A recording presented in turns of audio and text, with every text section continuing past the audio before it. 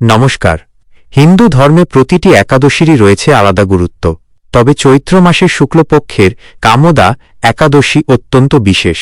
বলা হয় এই ব্রত নিষ্ঠার সাথে পালন করলে ভক্তের সকল মনের ইচ্ছা বা কামনা পূরণ হয় এবং অজান্তে করা মহাপাপ থেকেও মুক্তি পাওয়া যায়। আজ আমরা জানব এই একাদশীর পেছনে থাকা সেই অলৌকিক পৌরাণিক কাহিনী। প্রাচীনকালে ভোগীপুর নামে এক সুন্দর নগরী ছিল। সেখানকার রাজা ছিলেন পুণ্ডরিক। সেই নগরে ললিত ও ললিতা নামে এক গন্ধর্ব দম্পতি বাস করতেন।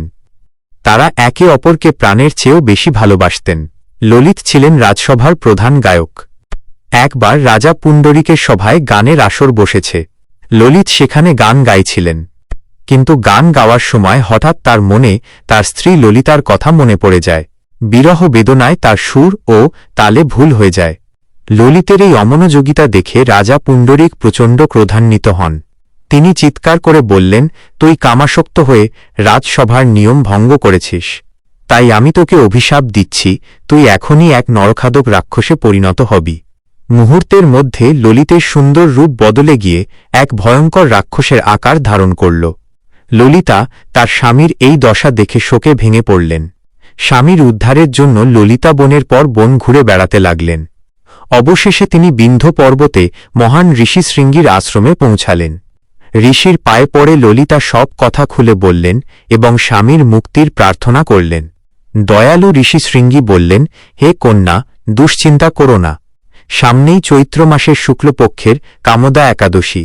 তুমি যদি ভক্তিভরে এই ব্রত পালন করে তার পুণ্যফল তোমার স্বামীকে দান করো, তবে সে আবার স্বাভাবিক রূপ ফিরে পাবে।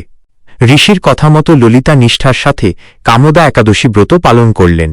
দ্বাদশী তিথিতে তিনি ভগবানের কাছে প্রার্থনা করে তার সকল পুণ্যফল ললিতকে উৎসর্গ করলেন। সাথে সাথে অলৌকিক ঘটনা ঘটল। ললিতের রাক্ষস দেহ বিলীন হয়ে গেল এবং সে আবার সুদর্শন গন্ধর্ব রূপ ফিরে পেল।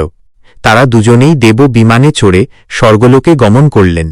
এই কাহিনী আমাদের শেখায় যে সত্যিকারের ভক্তি এবং নিষ্ঠার সাথে কামদা একাদশী পালন করলে সব দুঃখের অবসান ঘটে। শাস্ত্রমতে এই ব্রত পাঠ বা শ্রবণ করলেও বাজপেয় যজ্ঞের ফল পাওয়া যায়। ভিডিওটি ভালো লাগলে লাইক করুন এবং শেয়ার করে অন্যদেরও এই মাহাত্ম্য জানার সুযোগ করে দিন। আর নিয়মিত এরকম আধ্যাত্মিক ভিডিও পেতে আমাদের চ্যানেলটি সাবস্ক্রাইব করুন। ওম নমো ভগবতে বাসুদেবায়।